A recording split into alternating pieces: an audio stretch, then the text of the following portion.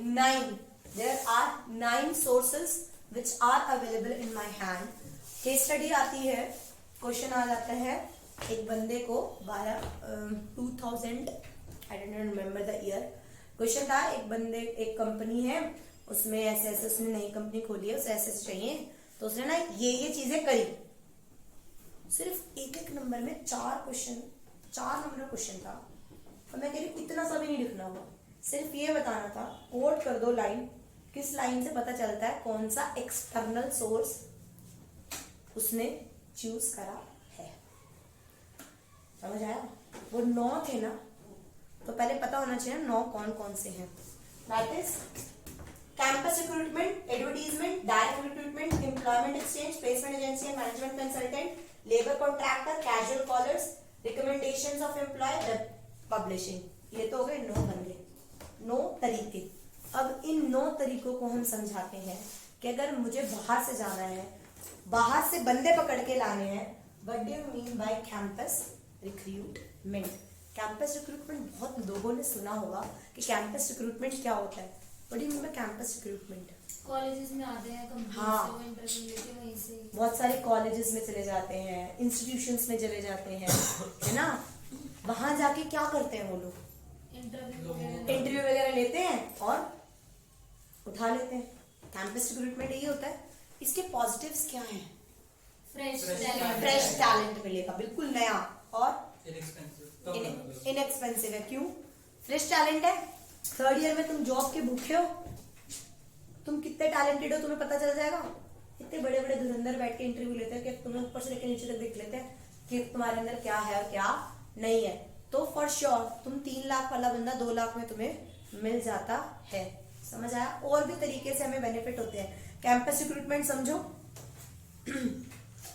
वो पढ़ो, कोई लाइन ना समझ आए let me know, okay? Many organizations maintain a close link between universities, vocational institution, management institution in order to recruit the fresh talent, underline fresh talent and qualified personnel. ये positive है कि campus recruitment से मुझे fresh talent और qualified बंदे मिल जाते हैं। On the other hand, it gives good opportunities to freshers to be employed in repetitive firms, and on the other hand, provide qualified employer in a cost-effective way. Cost-effective way को circle कर लो। Rishabh, are you getting? These 3 are the positives. अगर मैं campus recruitment करूंगी तो मुझे सस्ता भी पड़ेगा, कॉस्ट इफेक्टिव भी पड़ेगा, फ्रेश टैलेंट आएगा, पढ़ा लिखा बंदा आ जाएगा। और कैंपस रिक्रूटमेंट का मतलब क्या होता है? जो ऑर्गेनाइजेशन होते हैं they keep a good contact, अच्छा लिंक रखते हैं किसके साथ? यूनिवर्सिटीज के साथ, मैनेजमेंट इंस्टीट्यूशन के साथ। ठीक है, समझ आया? Is I clear for the campus recruitment? पक्का? नाउ नेक्स्ट, अरे कैंपस रिक्रूटमेंट 3 इडियट्स नहीं देखी? उसमें वो 3rd नहीं होते, कितनी सैलरी लोगे, छत से कूद जाएगा। वो कैंपस रिक्रूटमेंट तो में थी ना, उनका 3rd ईयर ही तो चल रहा था ना। 3rd ईयर में बाहर से बंदे आए और सबका इंटरव्यू लिया, जो अच्छा है उनको छाट के ले गए। उन्होंने क्या करा? Campus recruitment. क्या करा उन्होंने? Campus recruitment. वो जो कंपनी बैठी हुई थी वो कंपनी थी, और जो वो था राजू था ना, राजू रस्तोगी, जिसे पैर तुड़वाया था, तो वो क्या था? हमारा एम्प्लॉय। तो उन्होंने कैंपस रिक्रूटमेंट कर ली उसको। मैम वो जो इनएक्सपेंसिव आपने बोला वो किस वजह से बोला? मतलब सस्ता मिलेगा ना उनका, लेकिन वो जो उससे काम लेगा 6 लाख का, उसे देगा 2-2.5 लाख, क्योंकि स्टार्टर होता है। हाँ। और स्टार्टर बंदा होता है भूखा प्रैक्टिकल नॉलेज का, कि साला एक बार हमें कोई रखे तो सही। समझ आया? और लेकिन बाकी तो कैंपस रिक्रूटमेंट करने में तो एक्सपेंस आते होंगे ना? आता ही है ना, लेकिन कंपनी के बंदे देख वहां अपने ऑफिस में बुला के एक तो इंटरव्यू ले, हम चले गए, और सस्ता बंदा, फ्रेश टैलेंट मिला, और वो भी सस्ता। Done? Done? Now, campus recruitment is unclear. Next one is direct recruitment. What do you mean by direct recruitment? Advertisement रह गया। Advertisement. What do you mean by advertisement? Advertisement तो बहुत आसान है। न्यूज़पेपर में दे दिया, टेलीविजन में दे दिया, और वो जर्नल नहीं आती, अरे मैगजीन्स वगैरह, उसमें आते हैं ये रिक्वायर्ड है। और वो कौन सा न्यूज़पेपर है जिसमें 5 पेजेस सिर्फ और सिर्फ चिन्ने चिन्ने डब्बों में वो दी हुई थी एडवर्टीजमेंट, हमें ये चाहिए, हमें सेल्स बॉय चाहिए, हमें सीए चाहिए, हमें इंजीनियर चाहिए, हमें ये चाहिए, हर टाइप की 4000 की जॉब भी होती है और 4 लाख की भी जॉब होती है। डन? एडवर्टीजमेंट का मतलब जब हम एडवर्टाइज करते हैं न्यूज़पेपर में, टेलीविजन पे, जर्नल्स पे, मैगजीन्स पे, ठीक है, इसका सबसे ज्यादा वो क्या है? फायदा। फ्लड ऑफ रिस्पॉन्स कम। अगर मैं एडवर्टीजमेंट करूंगी ना तो मेरे पास बहुत सारा पूल आ जाए, जो ये वाला नहीं है, क्रिएटिंग पूल फॉर एडवर्टीजमेंट करने में सबसे बड़ा फायदा ये बहुत सारे रिस्पॉन्स आता है। लेकिन नेगेटिव, अनसुटेबल, अनवांटेड या एक्सपेंसिव बहुत होता है। तुम्हें पता है न्यूज़पेपर में इतनी सी, लिटरली मैंने इतना डब्बा बनाया था, इस तरह ही डब्बा, चल तू मान के चल थोड़ा बड़ा डब्बा बना ले, चल इतना डब्बे की कॉस्ट होती है एक दिन का पर डे। अगर मैं चाहती हूँ एक महीना ये आई एड तो आई हैव टू पे 50,000 1 लाख, ऐसे पर डे की 2,000, पर डे की 4,000 आती है कॉस्ट। एग्जाम्पल, अभी तो कॉल्स आएंगे, उसकी कॉस्ट भी तो जोड़, डिपेंड ना कितना, कौन सी कंपनी है, कौन सा क्या है, और उसके बाद बंदे आए भी, फिर उनका इंटरव्यू लेना। Advertisement is too expensive. Done. पढ़ो, advertisement in newspaper, television and trade journal is a common method of encouraging people to apply for jobs. The advantage of using advertisement is that it can give a lots of information about the job as well as the company.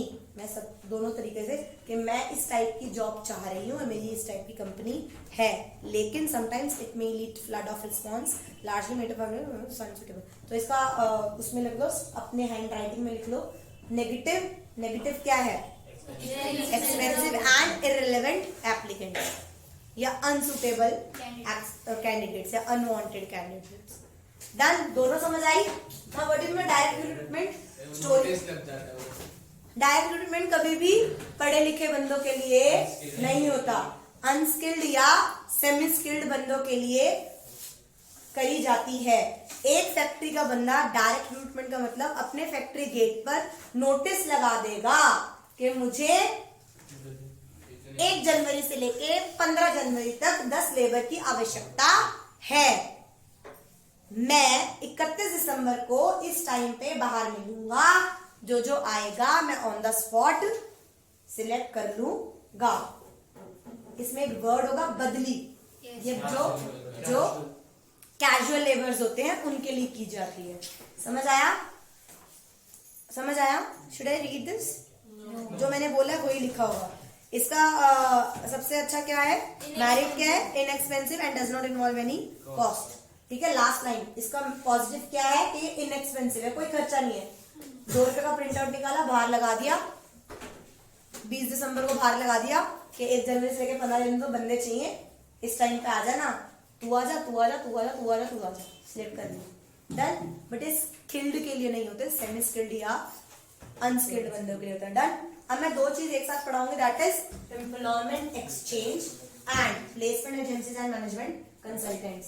तो ये है employ exchange and placement agencies and management consultant. इन दोनों को मैं simultaneously पढ़ाऊंगी। Employment exchange और ये दोनों ही एजेंसीज हैं, इनके पास बहुत सारा डाटा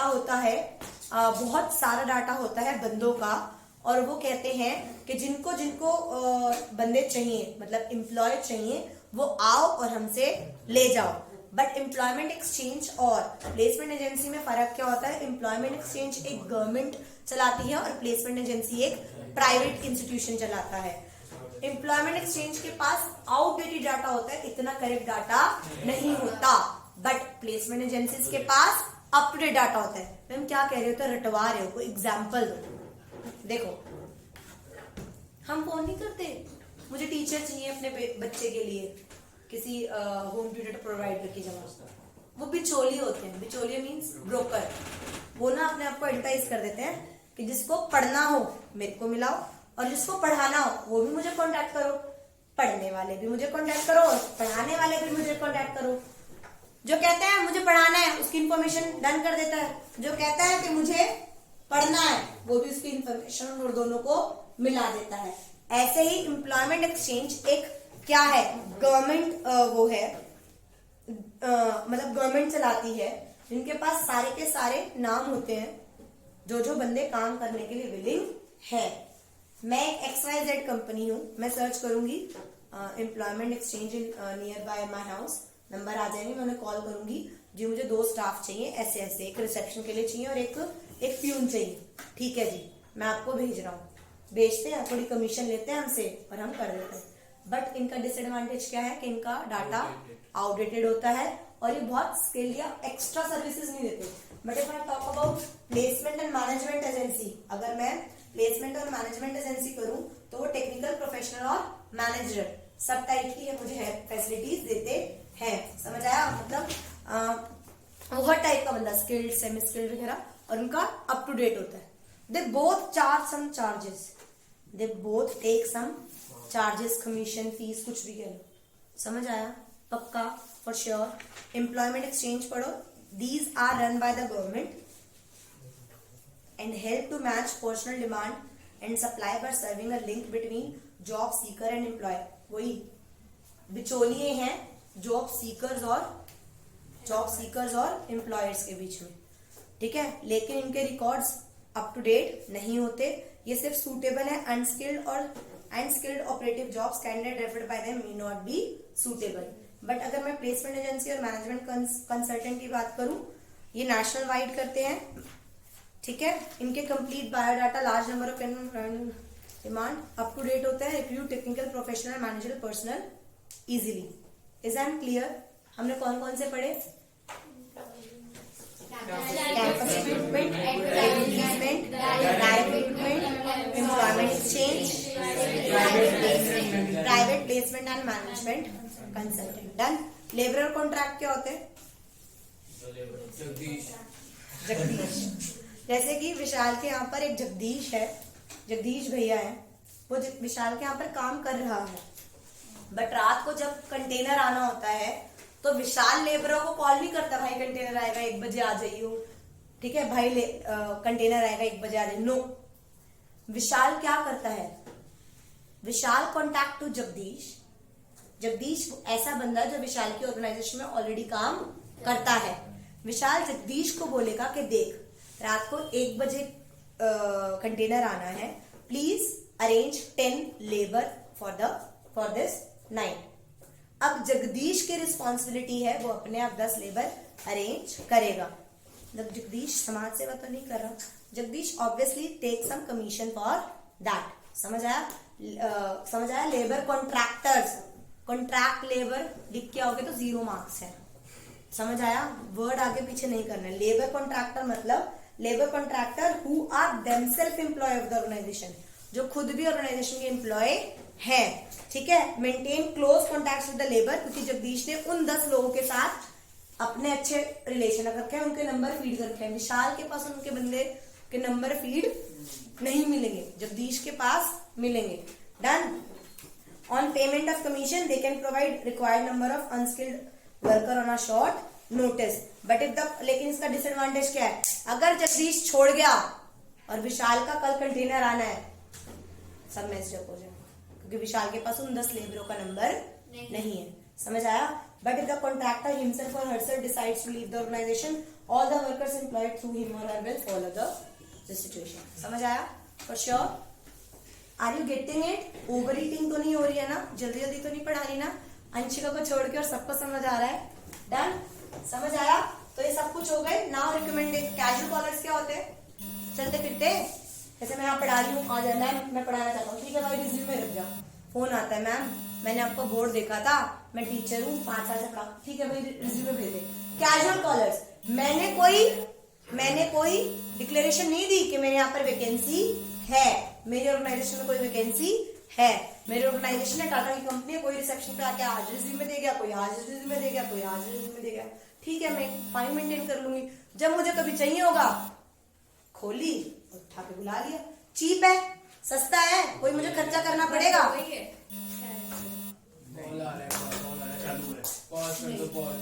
अरे इससे नहीं होता। कैजुअल कॉलर समझ आया कि जो आ रहे हैं और हमें casually they are coming and giving us an application. मैंने कोई उनको इंटीमेशन नहीं दिया कि मेरे यहाँ पर वैकेंसी है, बट वो आए और हमें रिज्यूमे दे गए। That is casual callers. जब मुझे जरूरत है आई विल कॉल देम। तो कैजुअल कॉलर्स की मैं पढ़ रही हूँ. A company gets application on and off even without declaring any vacancy. However, as and when vacancy arises, the company make use of such applications. It reduces the cost of recruiting workforce in comparison to other sources. ये सस्ता क्यों पड़ता है? क्योंकि ना मैंने कोई advertisement करने का खर्चा उठाया, ना मैंने कैंपस में गई. मेरे पास ऑलरेडी रिज्यूमे पड़े हुए हैं 20, उन्हीं में से छाट के मैं किसी को रख लेती हूँ. समझ आया? कैजुअल कॉलर समझ आया? नाउ रिकमेंडेशन ऑफ एम्प्लॉय मतलब नाम से ही पता चल रहा है मेरे यहाँ पर एम्प्लॉय काम करता है. जैसे स्वाति मैम काम कर रही है, अब मुझे पता है स्वाति मैम इज लीविंग इन मार्च, तो स्वाति मैम ने ही रिकमेंड कर दिया कि मैम इसको रख लो. That is recommendation. The employ which is already working in my organisation, he और शी रिकमेंडिंग हिज और her friend, known ones, relation, भाई बहन बंधु, उनको रिकमेंड कर देते हैं. तो many firm encourage their employees to recommend the names of their relatives and friends for employment. Such applicants are likely to be good employees because their background is sufficiently known. It is also inexpensive method of recruitment. Done? समझ आया? Web publishing बहुत आसान है. naukri.com, LinkedIn वगैरह उस पे जाओ और सर्च करके ले आओ. Is I am clear with 9 external source? 9 external source क्या है? पहला campus recruitment, advertisement, direct recruitment, employment exchange, placement agency. नहीं, प्लेसमेंट एजेंसी नहीं है. प्लेसमेंट एजेंसी है, प्राइवेट एजेंसी नहीं है. उन्होंने प्राइवेट बोला है तो प्लेसमेंट एजेंसी है. मैं इसीलिए तो इसको डांट रही हूँ ना बेटा, इसलिए प्राइवेट बोला है. Placement agencies and management consultant, labour contractor, casual callers, recommendation and web publishing. Done. अब इसके पॉजिटिव और नेगेटिव क्या है? पॉजिटिव क्या है? पढ़े लिखे बंदे आएंगे, बहुत सारी चॉइस रहेगी, फ्रेश टैलेंट आएगा, कॉम्पिटिटिव स्पिरिट आएगी. क्या मुझे दोबारा एक्सप्लेन करने पड़ेंगे पर्सपेक्टिव में जो मैं ऊपर कर चुकी हूँ? तो कह रहा है क्वालिफाइड पर्सन क्यों आएगा? कैंपस में जा रही हूँ, पढ़ा लिखा ही आएगा. उनसे मांग रही हूँ, पढ़ा लिखा ही आएगा. वो कह रहा है वाइडर चॉइस क्यों? एडवर्टीजमेंट करी, लंबे चौड़े बंदे मुझे अप्लाई करेंगे. फ्रेश टैलेंट, नया बंदा आ रहा है. कॉम्पिटिटिव स्पिरिट, एग्जिस्टिंग बंदे के अंदर कॉम्पिटिटिव स्पिरिट रहेगी. नेगेटिव क्या है? Dissatisfaction among existing staff. 5 साल हो गए मुझे काम करते हुए, मुझे रख लेता ऊपर, दूसरों को लाने की क्या जरूरत थी? उसको गुस्सा चढ़ता है, यार मैं थी तो मेरे को रख लेता, बाहर से क्यों लाया? समझ आया? नेक्स्ट, लेंथी प्रोसेस है, यस. कॉस्टली प्रोसेस है. हाँ, इसका एक और बताऊं नेगेटिव. नहीं, वो तो उसका था नेगेटिव, इंटरनल का. डीमोटिवेशन नहीं आएगी एम्प्लॉयज में. इसका डीमेरिट एक ये भी तो हो सकता है कि कोई ऐसा थोड़ा है कि सारे ही इंटरनल से सारे फिल नहीं कर सकता. मान ले यहाँ से ट्रांसफर करा तो ये खाली हो